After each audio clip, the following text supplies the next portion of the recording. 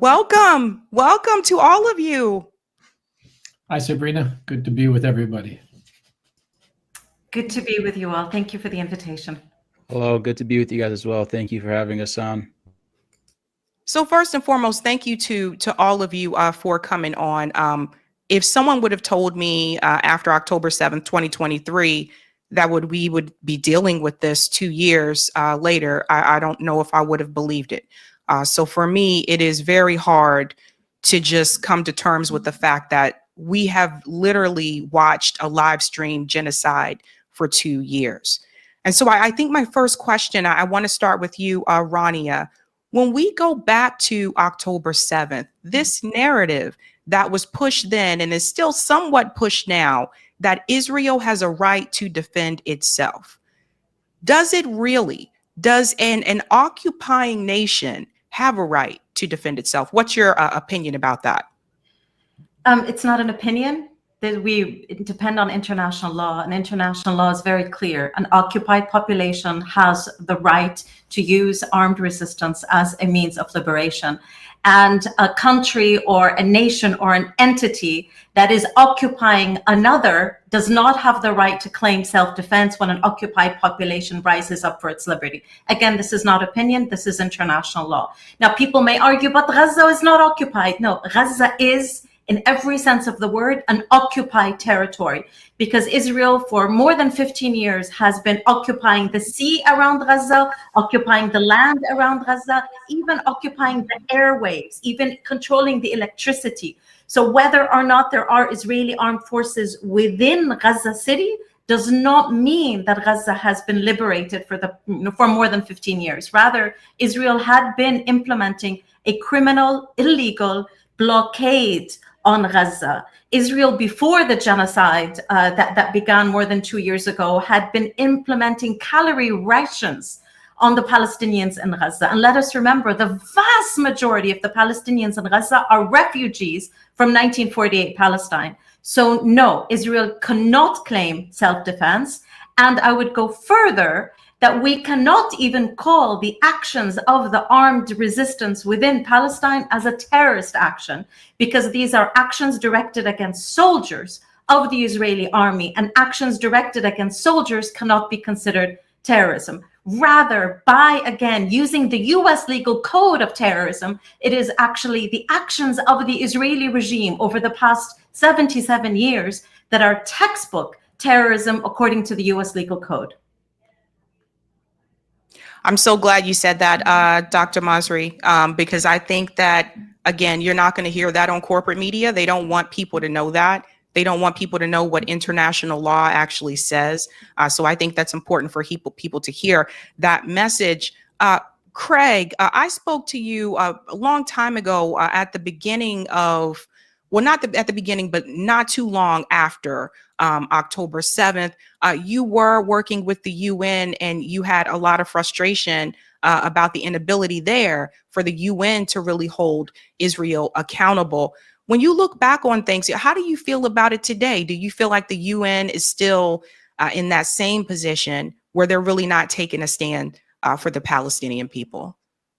Well, I think we have to say that every institution, national, international, and beyond, has failed over the course of the past 2 years, over the course of the past 80 years, over the course of almost a century of colonization in Palestine, to do its job and enforce international law. The UN is no exception. Now, there are parts of the UN that have been absolutely heroic. I will point to the UNRWA staff, hundreds of whom have been targeted and murdered by the Israeli regime, many along with their families, just for doing their jobs inside of Gaza, and who have continued, the survivors of UNRWA, who have continued to try to relieve some of the suffering of their neighbors. That's the UN too, and they deserve nothing, I think, but our praise. I would point as well to the independent human rights mechanisms like the Special Rapporteur, Francesca Albanese, or the Commission of Inquiry, who have, despite all of the persecution and the threats and the smears and the lies and the US sanctions that have been imposed against them for telling the truth, they have done their job in documenting the abuses and in insisting on the application of international law. And variously, humanitarians and human rights actors within the organization who've done a good job. But the political leadership of the United Nations And the intergovernmental bodies of the United Nations have failed miserably, not because they do not have the power to act, but because they didn't have either the courage or the principle to act. And this includes the Secretary General, his senior advisors, the High Commissioner for Human Rights, the Security Council, and, you know, I will say at this moment, even the General Assembly, where there is no US veto. Well said there, Craig. Abdelhalim, I want to get your opinion about some of the narrative that was spread after October 7th, in particular, that Hamas put babies in an oven. Now, even though that was debunked multiple times, and even CNN had to debunk that, there are still politicians who are spreading this narrative today. One of them more recently is Pete Buttigieg, who just said this recently during an interview. Do you feel as though that they are just propagandized and they don't know, or do you think that they do know and they're intentionally lying? I think that they do know and that they're, excuse me, intentionally lying. I think if you look all throughout the history of U.S. foreign policy, there really hasn't been a single administration that has been devoted to granting Palestinians their human rights. And I think just as the Middle East at large, we've been largely portrayed as barbarians. It's, you know, we've always had this very Orientalist perspective on who we are and our existence. So once the narrative came out that there was these mass rape or putting children into ovens or 40 beheaded babies, I think the entire world began to believe it. But I think what's really shocking is that the amount of open source evidence debunking all this. And yet we still have politicians who hold significant power here in the United States that are adamant on perpetuating these myths. And I think it's more of a symptom, an explicit plank within the American political system to be able to demonize Palestinians, to put them down, to portray them in a false light and get away with it. And I think that has a lot to do with, you know, the really influence that AIPAC still has over the American Congress. And it's without a doubt, there's a high correlation. I know correlation doesn't equal causation, but I think in this case, we can make the exception here that there is a high correlation between individuals who receive money from AIPAC and pro-Israel lobbies and the individuals who continue to espouse these falsehoods about October 7th. And of course, perpetuate the myth that these Palestinians are baby-eating barbaric animals unworthy of human rights or recognition. Yeah, I ask these questions because today is the 2nd year anniversary. I did notice a trend on social media, starting with Zoran, but he's not the only one.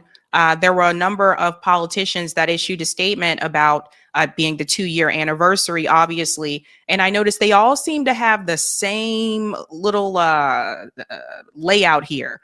All of them begin with the same horrific crime or horrific attack. They're all using like similar words here.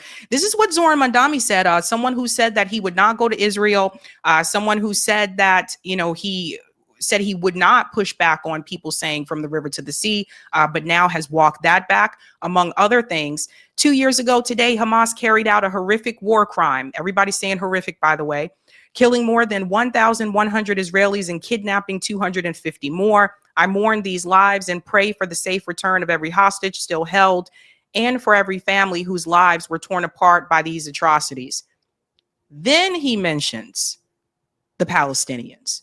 In the aftermath of that day, Benjamin Netanyahu and the Israeli government launched a genocidal war, a death toll that now far exceeds 67,000. I think is way more than that. With the Israeli military bombing homes, hospitals, and schools into rubble, every day in Gaza has become a place where grief itself has run out of language. I mourn these lives and pray for the families that they have been shattered. Our government has been complicit through it all. This must end. The occupation and apartheid must end. Peace must be pursued through diplomacy, not war crimes. And our government must act to end these atrocities and hold those responsible to account. These last 2 years have demonstrated the very worst of humanity. We must answer it by modeling the very best, a relentless pursuit of higher ideals and unwavering commitment to universal human rights. So his response was better than others. But still, as someone who is supposed to be the was the pro-Palestinian candidate, people are coming after him for this, right? Like this idea of who you choose to center first. And that's what stood out to me during a time where there's a genocide. Look at who he chose, right, to center. Now, some are saying that, well, he's a politician, so he has to be careful with the wording that he uses. What do all of you think about that? Let's start with you, Rania. How do you feel about Zoran's response there? I feel that he is already slipping, and he reminds me a lot of Barack Obama. And I find Barack Obama to be one of the worst presidents this country has known since Bill Clinton. What I find to be upsetting is not that he just limited emotions of horror to when Israelis are hurt. And of course, crimes committed against my people are not horrific, but that he lied. 1,100 Israelis were not killed by Hamas. The vast majority of Israelis were killed by Israelis. The vast majority of Israelis were killed by Israelis. We need to repeat that. It has been proven without a doubt that Israeli forces used the Hannibal Directive.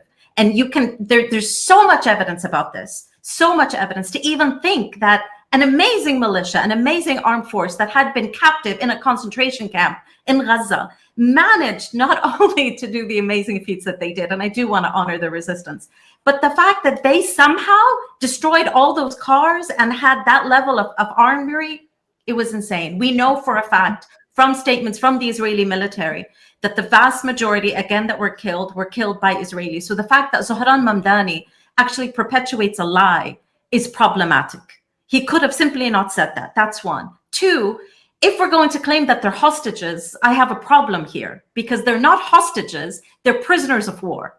So if we want to use correct language, we need to be using it consistently. The ones that are hostages are the thousands and thousands of Palestinian men, women, and children, doctors and nurses who have been kidnapped and held hostage and tortured in Israeli jail. And all of this, again, I'm using legal words. They are the ones held hostage. And we know for a fact that they have been tortured, sexually assaulted, brutalized, and died under Israeli control. So there's a problem here with the facts that he's presenting. Again, there's a problem with his presentation over whose lives do we mourn more than others.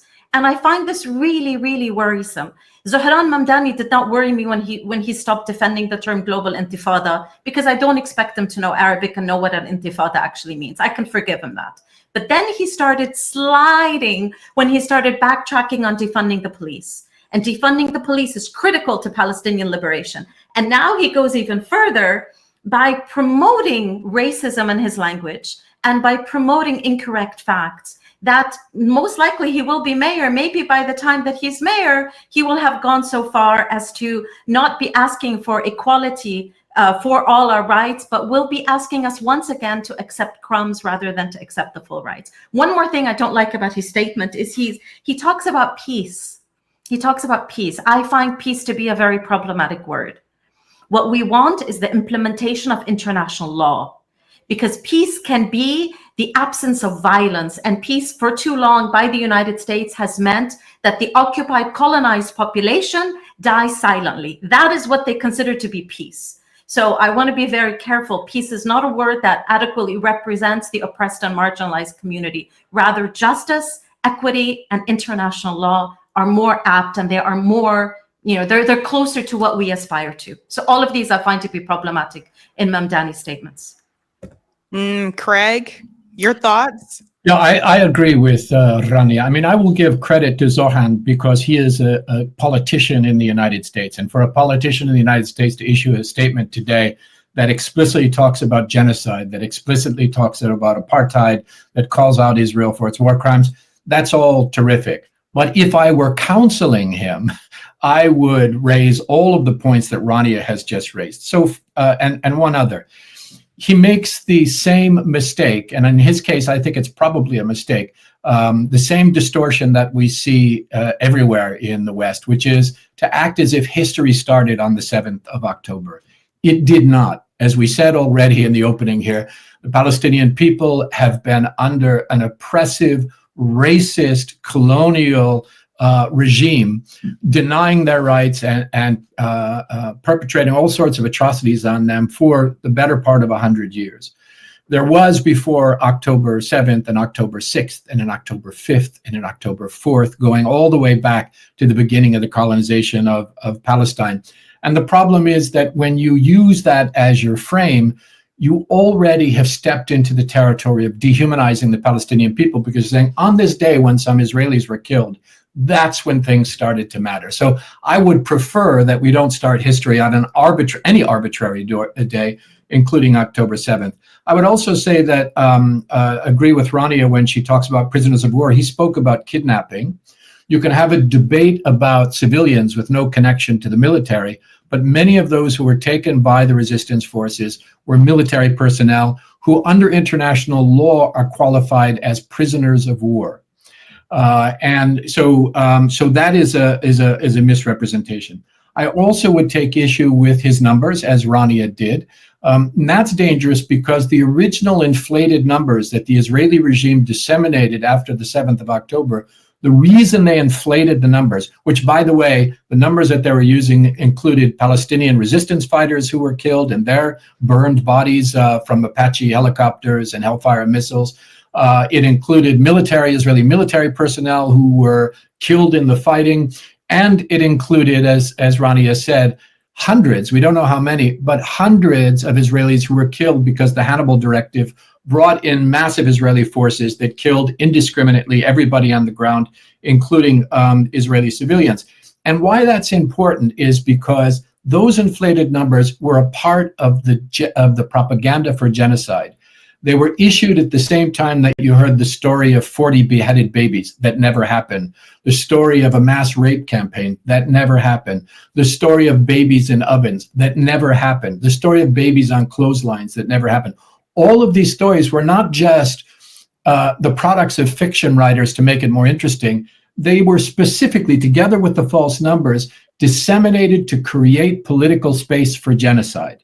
They were a part of the genocide to make sure that those in the West had dehumanized the Palestinian people enough that Israel could get away with genocide and that Western governments could get away with financing and arming and covering for and protecting the perpetration of that genocide. So I would advise him to be very careful about repeating the propaganda of the Israeli regime, even as we recognize that in that statement he goes further than other American politicians, but we have a lot further to go before we get it right. Well said there. Abdelhalim, how do you feel about that statement? Well, I certainly agree for the most part. I think that the framing it as if history kind of started on October 7th is something that I find personally infuriating, but is also a narrative that is completely divorced from reality. That's one. Two, being that my biggest issue with the statement isn't necessarily that Zohar Mamdani said that Hamas committed war crimes. There are some human rights organizations that claim that they did, and while we can have a debate about that, there's nothing wrong with him expressing sympathy for the other side. I think where my biggest issue is that I often hear these very broad blanket statements by politicians about human rights and accountability. And in the context of Israel, those are just words, not actions. What would accountability look like for Zohran Mamdani? For an example, is it sanctions? Is it him using his very limited mayoral capacity to push for accountability or the enforcement of U.S. law? But I want to also say that I do think Zohar Mamdani is a very good man. I think he would be a very good fit for New York. I mean, the options, the alternatives are horrific. And I also want us to just kind of take a step back here and realize that at the end of the day, if he wins this election, which he probably will, I think, he's going to be the mayor of New York, not the president of the United States, not a member of Congress, not a representative. So regardless of what he says, I do think his ability to impact things would be very limited. As we know, New York has a plethora of crises that it's facing from an internal standpoint, and I think that's his job. Now, did he bend the knee a little bit? Absolutely. Am I shocked? No. But do I think Zohran Mamdani deserves to be dragged through the mud for some of the things that he says? No. I would have preferred that Zohran Mamdani not only talk about accountability, but for the fact that there are 9,000, I believe, Palestinian prisoners held right now in Israeli prison, arbitrarily, without trial, without charge, being detained, which is a blatant violation of international law. You could talk about releasing the hostages, fine. That's not necessarily antithetical to history. But what about the Palestinian women and children who are being abused mentally, physically, sexually inside of Israeli prisons? I still think that the amount of influence that he has, even if he doesn't have a policy standpoint, I would like for him to amplify that narrative.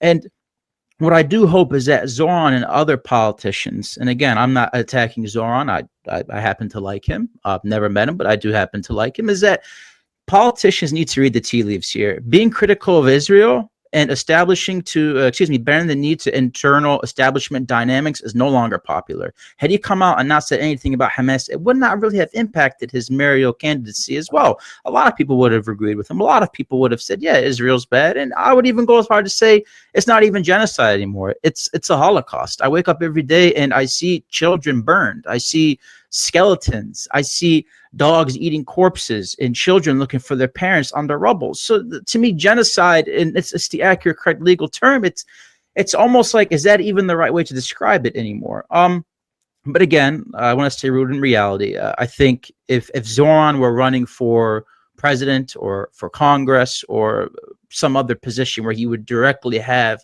some type of policy influence, then maybe that'd be a little bit harsher. But at the end of the day, how many mayors in New York do you see run for president or win it or become members of Congress? Yeah.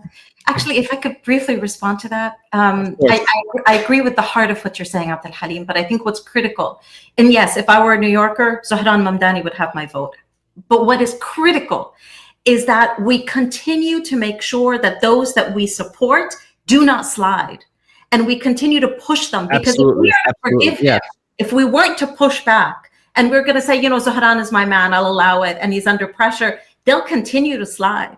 It is only the popular pressure that keeps politicians in line, particularly when they don't come from an ideological base. And in this country, we do not have a firm ideological base, with a few of the, left-wing third parties out there. The rest are only held firm, or we try to hold them firm. So it's because I want Zohran Mamdani to be the mayor of New York that I will be more critical against him than I will be critical against, Tweedledum and Tweedledee, who we have representing us here in North Carolina. If I may just briefly reply to that, and I don't mean to cut you off, Craig. Just because she kind of addressed my comment. Firstly, I do appreciate the play in good faith counter argument, and of course I will reciprocate that. Secondly, it's not me letting Mamdani off the hook. I said I do disagree with the framing. I just question the amount of, given his position and what he's running for, I would much rather right now, as an Arab American, after realizing the amount of political power that we gained in the last election, right, using Gaza as a tool, as a springboard of putting Palestinian rights on the map, I would rather expend more energy into thinking about how we can create a social, legislative, and political arm to ensure that Palestinian human rights are materialized. And I ultimately believe that while we can pressure Zohran Mamdani, denouncing him, calling him a traitor, which I know you did not say, I'm just speaking to some of the Twitter audience that I've seen that kind of had that hawkish rhetoric, is not productive, right? It's also important that, yes, we got to hold politicians' feet to the fire, but it's important that we don't push them over a cliff. So we need to keep them in our orbit, but also keep them grounded in the same respect. So that would be my response to you. Yeah, I was just going to take the floor, Sabrina. Sorry, we have hijacked your show completely. You've triggered us with this question. I mean, I think what we all agree with is that we would vote for Mamdani, and he is head and shoulders above any of those politicians at that level who are actually endorsed by a major party. One of the two disgraceful parties, but nevertheless, that's what you need to get in these days. So I would absolutely vote. I mean, I've moved out recently of New York. I'm sad I'm not there to vote for Mamdani, but I do agree that it's essential that we hold them accountable as they're running for office and once they are in office. I think it would be an enormous breakthrough were he elected in New York City. It would burst a million myths about what is possible in terms of change, and would encourage, I think, the movement more broadly. And I will recall as well that so far he's the only or one of very few U.S. politicians I've heard so far has pledged that if Netanyahu comes to New York, he will instruct that he be arrested, and for that alone, he would have my vote. Well, I want to get everyone's opinion about the flotilla. I have been speaking to people about this in my own private life, and I'm noticing there does seem to be a mixture of feelings around this. Some people have told me privately that they appreciated the first go around, but they don't appreciate multiple attempts at this. Other people have told me they feel like this is what is needed to create more pressure. Greta Thunberg recently just responded about the way she was questioned about the way that she was treated when she was kidnapped by Israel. And she turned this around. And I thought this was so great what she had to say here. Leaders, so-called leaders who are supposed to represent me, who continue to fuel a genocide, death and destruction, they do not represent me. And this is a last resort. That this mission has to exist, it's a shame. It is a shame. And I could talk for a very, very long time about our mistreatment and abuses in our imprisonment, trust me, but that is not the story. What happened here was that Israel, while continuing to worsen and escalate their genocide and mass destruction with genocidal intent, attempting to erase an entire population, an entire nation in front of our very eyes, they once again violated international law by preventing humanitarian aid from getting into Gaza, while people are being starved. And we want to also emphasize that we do not only need humanitarian aid to enter Gaza, we need an end to the siege, we need an end to the occupation and the oppression. This action was challenging our extremely violent business as usual that is preventing these war crimes from happening. And that is what this story is about. I thought that was really important that she chose not to focus on necessarily what happened to her, but bringing it back to the mission at hand. I am curious from the panel, how do all of you feel about the flotilla actions that have taken place? Do you feel like it's worth it in the long run, or do you have some reservations, Rania? I think it depends on how we judge an action. Has the flotilla resulted in increased media exposure of Israeli crimes? Yes, most definitely it does.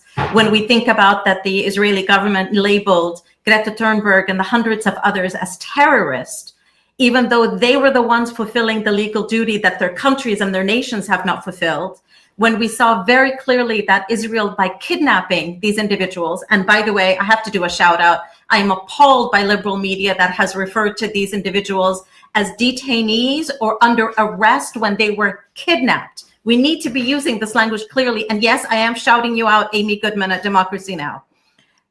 So using, clarifying the crimes of the Israelis, I think is very powerful. Third, when we look at that, these flotillas managed to give a little respite for the Palestinian fishermen to actually be able to use the sea. That during this time when the Israeli Navy was busy conducting yet another war crime and violating yet another international law and kidnapping hundreds of others, this was a time for a brief moment for Palestinians to be able to breathe and get fish that was necessary. That is critical. The fourth thing that I think is very powerful that they're doing is they're showing the world, as powerful as nonviolent action is, as heroic as nonviolent action is, what we need to stop this genocide is armed resistance and military intervention. These are all things that the global Sumud flotilla and the flotillas before them and the flotillas coming have shown the world. And so I do think that they are important. I do think that we need to be supporting them because of these four reasons, because of what they clarify. Thank you, Rania. Craig, how do you feel about the flotillas?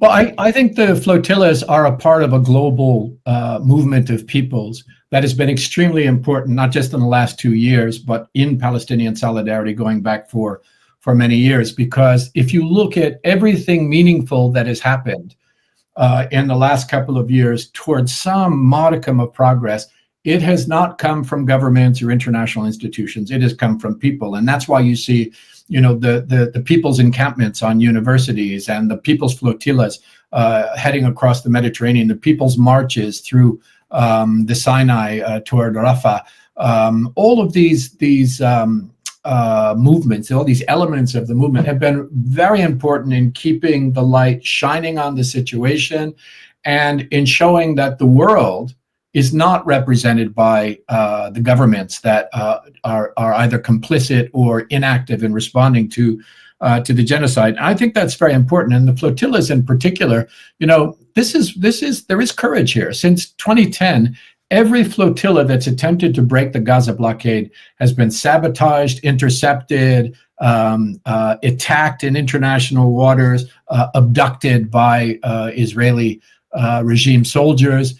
And in 2010, remember that the Mavi Marmara was attacked by the Israelis. It was boarded by Israeli regime soldiers who murdered 10 of the humanitarians on board that ship. And this one has been no exception. The Israeli regime repeatedly attacked these boats before they ultimately seized them in an act of piracy. By the way, you know, there is no meaningful dispute here. This is a gross violation of international law. It's a violation of international humanitarian law. It's a violation of the law of the sea, and it's a violation of international human rights law and the denial of the liberty of these people. And by the way, it is another act of genocide, because remember that these are humanitarian ships sailing to Gaza that had no intention of entering so-called Israeli territorial waters. They never did enter Israeli territorial waters until they were abducted by the Israelis. It was sailing for Gaza to provide humanitarian relief. Attacking that in the context of a genocide is itself another act of genocide. So I say, you know, more and more and more. If this genocide is not challenged by the people of the world in whatever means you have available, the genocide will continue. And any modicum of accountability by official institutions like the ICC, the ICJ, some national courts, and so on, even symbolic measures like certain countries recognizing the state of Palestine, which of course changes nothing on the ground, but would not have happened without the massive pressure from the people of the world. And this flotilla is one manifestation of that pressure. Well said there. Abdelhalim, what's your opinion about the flotillas? And do you think that there should be more ships? I know there were 50 this time around. I was wondering, would Israel be able to stop 100? I'll take that even a step further. Would Israel be able to stop 1,000? Look, no one, unfortunately, is going to come to the defense of the Palestinians.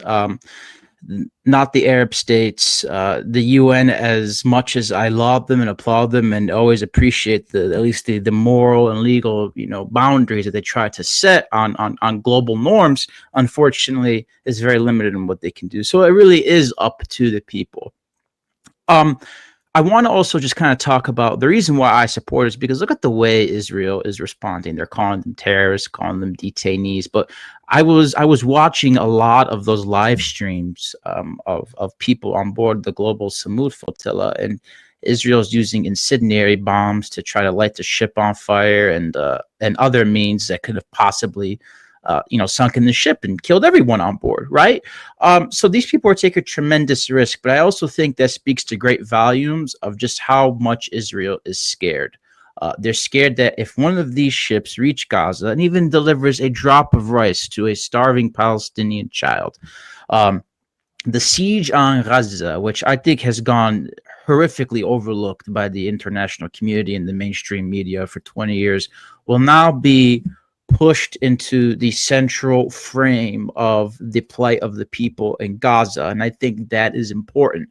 But also, if the global Samud flotilla or others in the future, regardless of their names, succeed, I think Israel knows that a dam will burst, right?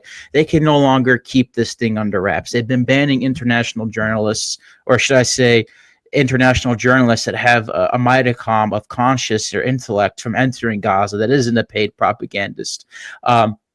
And the fact that they think or feel or are afraid that if just one person goes into Gaza and sees the conditions of Gaza, and it's from somebody that's not paid, somebody that's not part of a think tank, an organization, a media member, they're very afraid and they're very fragile of that perspective and how this illusion that they've portrayed to the American people, really the world for years, would be shattered.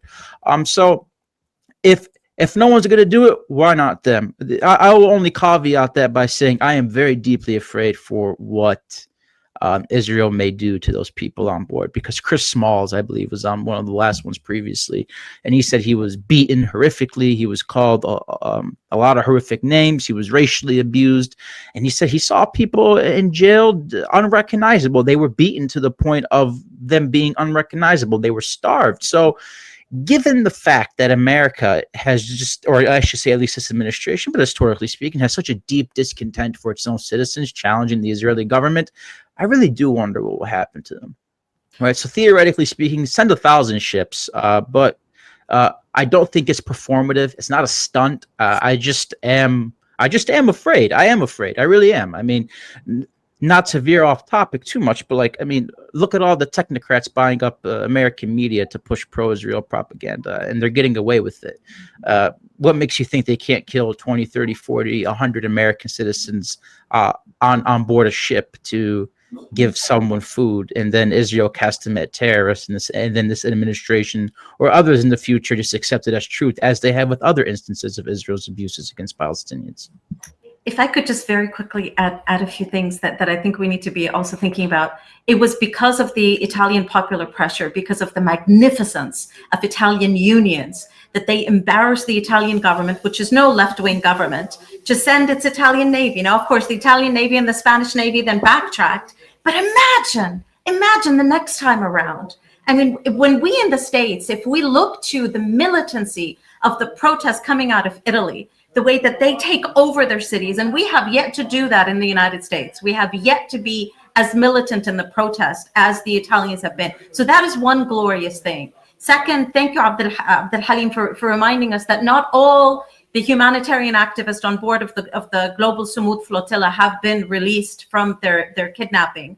Those that are still in Israeli jails are primarily the Black and brown members of the Global Sumud Flotilla, which again speaks volumes about the racism of this ethnocentric supremacist settler colony entity, otherwise known as Israel. The third thing that I do want to bring up, and I think we have to recognize, we can't say that no one is standing with Palestinians. Let us please not forget the glorious Yemeni fighters who have put their lives on the line time and time again, and have been saying for more than 2 years that their blood is not more valuable than the blood of our families in Palestine. And let us also not forget how much Hezbollah had stood beside the Palestinians in Gaza, because Hezbollah, as well as every single resistance movement in the region, recognizes that Zionism is not only an existential threat to Palestinians, but is an existential threat to Lebanese, to Syrians, to Iraqis, to Jordanians, to everybody in the region. It is without doubt an existential threat. It threatens our very existence. So I just want to recognize the solidarity and the armed support that has also been given to Palestine, both from Hezbollah and as well from our Yemeni brethren. I just want to add to, for those who are not aware, Nelson Mandela's grandson is one of the ones that is still imprisoned. I don't know if everyone knew that he was there as well. So that brings me to this question about a path forward and what comes next. In particular, how do you move forward? And I think that's a question a lot of people have had.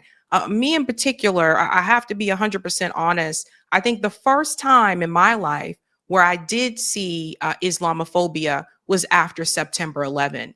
And boy, did I see it. And I saw it everywhere. And then it seemed like a couple years later down the line, it kind of tapered off a little bit, or it wasn't as overt in front of me. Then after October 7th, here we are again. So one thing that is different this time that I have noticed is the conservatives. There is a conservative influencer, and I said the genie isn't going back in the bottle. He went pretty viral with this video here. It's not just the left that's waking up. I want people to see what he said here. So I'm outside the Capitol building, and I need you to know something. Do not scroll. If you're a leftist, if you're a conservative, it doesn't fucking matter. My name is Hunter Howell, and I would never do anything to harm myself. I just need to tell you the truth in case something bad happens to me. I'm a person on the right side, the Republican side, so to speak. but you could consider me based because the United States is occupied by Israel politically. Now, obviously, Gaza and Palestine are occupied physically, and it's a lot worse for the people over there.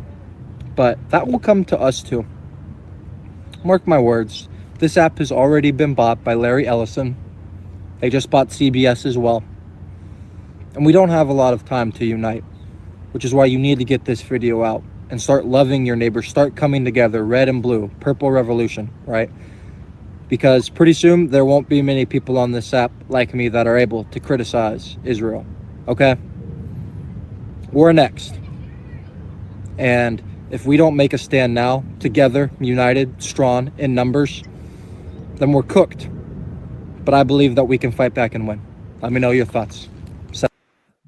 This is the difference I see this time around when I compare it to after September 11. Now you even have some conservatives that said this is ridiculous. Enough is enough. Like, I'm seeing babies get killed, etc. And I just have to ask. I want to end the panel with this question here. How does that make all of you feel to see that there does seem to be something also happening within the conservative spaces, even those who supported Donald Trump, in regards to the genocide in Gaza? And do you feel that there is a way for not just the Palestinian people, but Arab Americans in particular to move forward? Rania. Oh, I think you're muted. There we go. To me, I don't look at it as Arab Americans or non-Arab Americans. I don't use identity politics. To me, the issue is those of us who support justice and liberation and those of us who choose to bow our head and kiss the feet of the master. And that's how I separate communities. We have people on all sides of different identities. So for those of us, I think that there is clarity now that perhaps we can step out of this duopoly of red versus blue. Neither the Democrats nor the Republicans have an ideology that they have been building. So if we separate that and we just look at policy, we are now seeing that there's more clarity coming out of Tucker Carlson than there is coming out of Bill Maher. And Bill Maher was the liberal lover.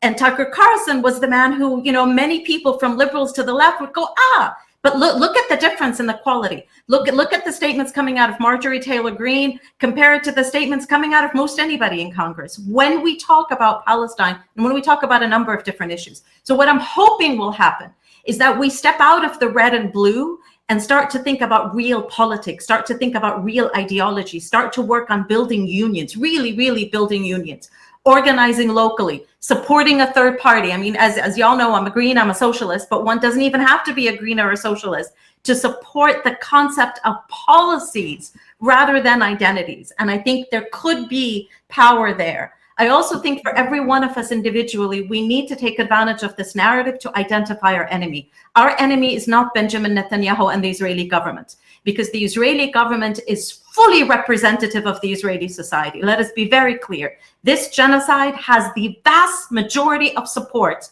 of Israelis, including medical institutions that are supporting the genocide and the capture and the sexual assault of our men, women, and children. So we need to be very clear. The enemy here is Zionism. The enemy here is this supremacist, ethnocentric settler colony, otherwise known as Israel, supported by Zionists, be they Jewish Zionists, Christian Zionists, and unfortunately, we see them in the United Arab Emirates and in Saudi Arabia, Muslim Zionists. So once we clarify that that is the enemy, and once we identify the start of that enemy, then we can start building a very liberatory narrative that connects it, in which we here, everybody in the United States recognizes, and I'm not saying rhetoric, I'm saying this is clear fact, the liberation of Palestine will be the liberation of the United States.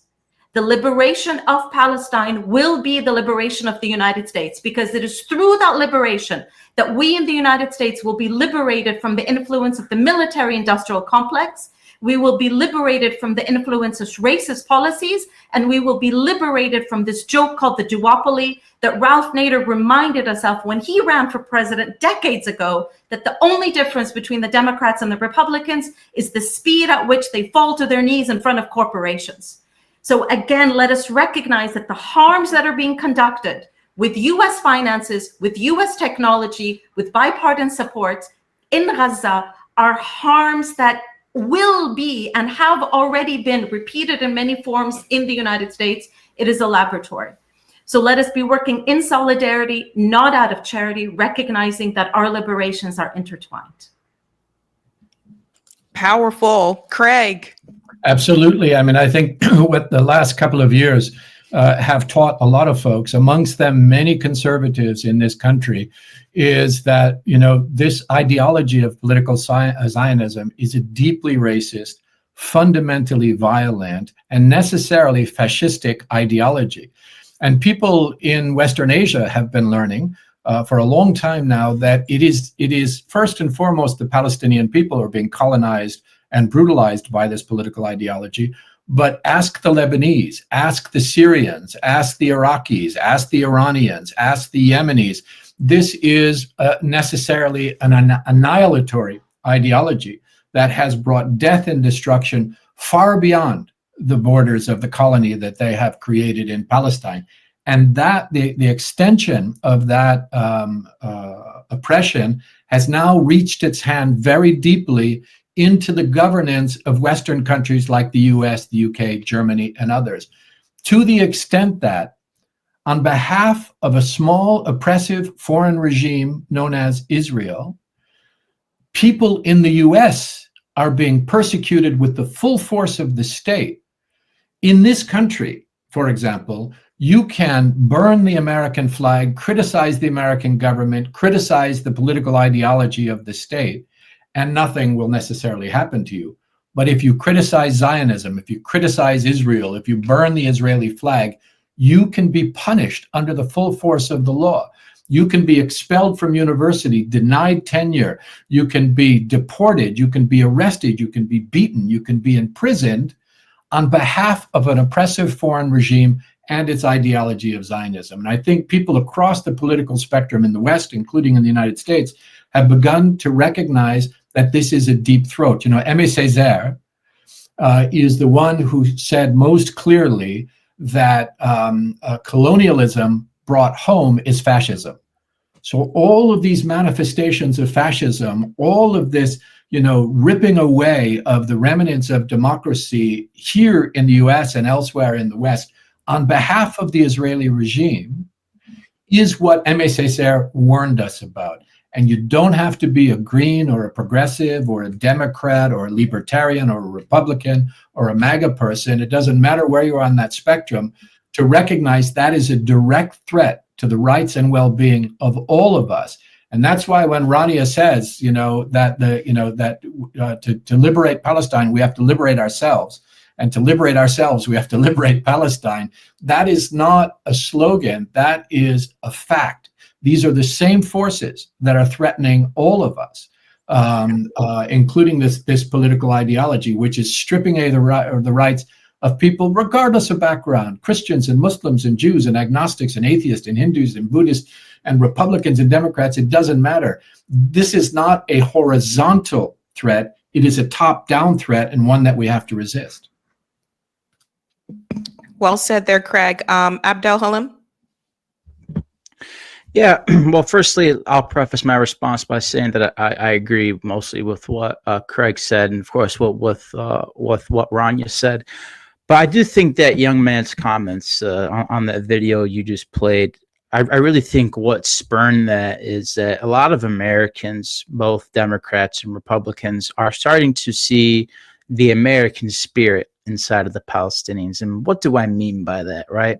Not too long ago, there was this thing called the Boston Tea Party, in which the American revolutionaries, said taxation without representation, not so fast, right? So they only stormed the Boston Harbor and they throw tea over, and they were called terrorists for fighting and sticking up for themselves. What they see is that same revolutionary spirit. Now, they see that Palestinians are not the barbarians or the evil hordes of mutants that Bill Maher and the liberal media tries to frame us as. They see that Palestinians are normal human beings who simply want to have a normal life. They want to wake up in the morning. They want to be able to take their kids to school. They want to be able to love their families. They want to be able to have a normal job. They don't want to have to worry about their sons and daughters being kidnapped in the middle of the night by the Israeli police state. But I do think that the right coming out and speaking so authoritatively on Israel, is another reason, is that if you look at what a lot of people on the right used to say about Israel, is that Judeo-Christian values were kind of like the bedrock of America. Well, when they see how Israel is treating the Christians of Palestine and bombing the churches, the oldest church, I believe the oldest Greek Orthodox church in the world is in Gaza, Israel has shelled it on numerous occasions. So what really is Judeo-Christian values in that instance, right? But more importantly, I think, to answer your question of like, what's the path forward, and seeing how the dam has broken on the right, and seeing kind of the a new wave of progressives who are no longer just progressive except Palestine, I really think it's time to come together as a grassroots activist movement and start pushing for some real punishment on Israel and making alliances with the political right.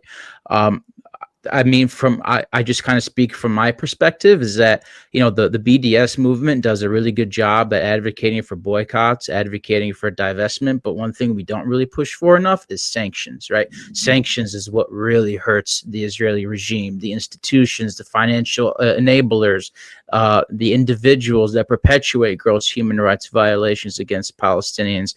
And now that we're starting to see Republicans calling out for an arms embargo against Israel, now is the time to leverage that political momentum and not just say it, but actually build something that is powerful, something that could challenge the Israel lobby, and some type of political and legal instrument where we could be able to leverage this newfound momentum on the right that could actually bring about material gains from the Palestinian people. Because quite frankly, I'm sick and tired of having to go on shows and podcasts and talking about my people dying. I don't really want to keep doing this any longer. I'm kind of hoping and waiting one day that all this will end and that we can live normally, but that doesn't seem to be the case anymore. So if that's how we're going to free ourselves from the Israel lobby and the military industrial complex, that's the way, is using the tools, using the tradecraft that the Zionist lobby have levied against the Palestinian American people and using it against them to try to influence Congress, I believe is really the only way that we can win. Otherwise, we're going to keep coming on the show every October 7th talking about why is there more dead Palestinians in Gaza, or are the Palestinians in Egypt and Jordan? The time to act now. I think we will never see an opportunity like this again. Think about it like a really good football team in the NFL. They got a great team, right? And if they don't win the Super Bowl that one year, there's no guarantee that they'll go back to the Super Bowl the next year. This is a come to Jesus moment for the pro-Palestine community. And what used to be our enemies are now our allies. And now this is an important way for us to build coalitions and strengthen institution building. So that way, come the 2026 midterms and the 2028 presidential election, the entire world will know that Palestine and Palestinian human rights is an integral issue and is on the ballot. I just want to say thank you all so much. Before you go, can you tell everyone where they can find your work? Rania, I see people in the chat have been asking if you have a YouTube channel. I do not have a YouTube channel, but you can Google my name. You'll find my Twitter, my Instagram, my Facebook. Please feel free to reach out to me via email. I can share media guidelines on the way we need to be speaking about liberation, on the connections between Zionism and the military-industrial complex in the United States, as well as the relationship between all this and data centers that are becoming the new Hydra in the United States, and the importance of Palestine to every single struggle we have. Please reach out to me. My email is very simple, Rania, my first name, at ncejn.org. That's North Carolina Environmental Justice Network.org. And thank you again, Sabby. Craig, where can people find you? At Craig Mokhiber on all social media, X and others. I publish pretty regularly on Mondo Weiss, and wherever there's trouble. And Abdelhalim? You can follow me on X. It's Abdel1924. That's my handle, or you can just type in my full name as you see here on the screen. I do also have a YouTube channel and a Substack. That's where I post my podcast, Uncharted Territory. Today, I just released an episode with Drop Site News as Murtaza Hussein, talking about a very similar topic, the second anniversary of October 7th. So if you're watching this podcast, type in my name on YouTube, type in my name on Substack, subscribe, and tap in. And I got some good content coming down the pipe. And of course, thank you very much for having me on, Sabby. Thank you to all of you so much for making the time to come on, and I wish you all the best. don't be a stranger. All of you have my email, so feel free to reach out. Thank you so much. Thank you all. Thank you, Sabby. Thank you. Thank you all.